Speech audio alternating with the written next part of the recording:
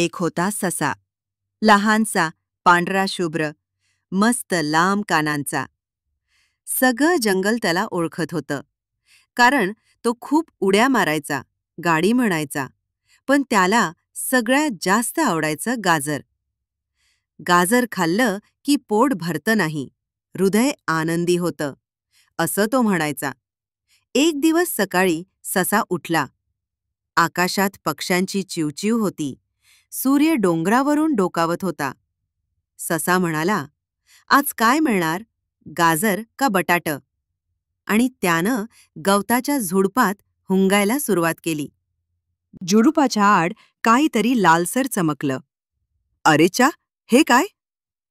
ससा पटकन उडी मारून जवळ गेला. आणि काय आश्चर्य! मोठं, ताजं आणि सुंदर गाजर सापडलं होतं. त्याने आनंदाने ओरडलं, गाजर, गाजर, आज तर सण झाला. तेवढ्यात झाडामागून धापा टाकत खारू आली. खारू थोडी दमलेली होती. तिने सशाकडे बघितलं आणि म्हणाली, ससा भाऊ, मला सकाळपासून काहीच खायला मिळालं नाही. थोडं गाजर देशील का? ससा गाजराला घट्ट पकडत म्हणाला, हे माझं आहे. मी शोधलंय, तू शोधायचं होतंस. खारूच्या डोळ्यात पाणी आलं. ती शांतपणे मागे फिरली आणि निघून गेली. ससा गाजर घेऊन जात असताना वाटेत त्याला भेटला कासव भाऊ. हळू चालणारा पण खूप शहाणा. कासव विचारतो, ससा, असा नाराज का दिसतोयस? ससा थोडा गप्प बसतो.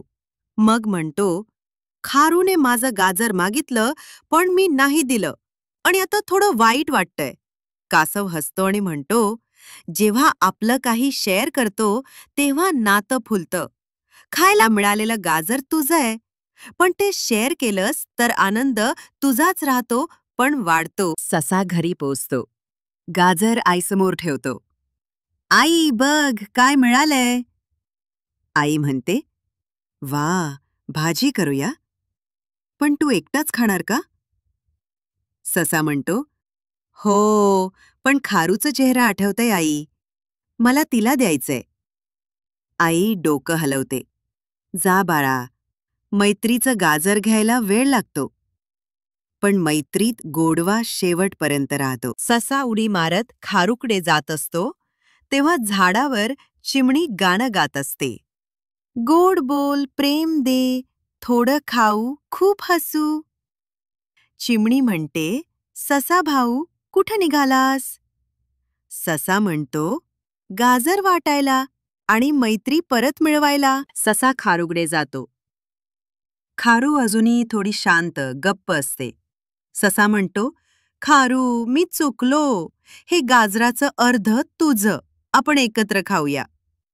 खारूचा चेहरा खुलतो. कासव भाऊ आणि चिमणी सुद्धा येतात. आई गाजराची भाजी घेऊन येते. सगळे एकत्र झाडाखाली बसतात. हसतात, खातात, गाणी म्हणतात. तात्पर्य: जेव्हा आपण प्रेमाने आपलं काही शेअर करतो, तेव्हा फक्त पोट नव्हे, मन सुद्धा भरतं. गाजर शेअर केलं, पण त्यातून मिळाली खरी मैत्री.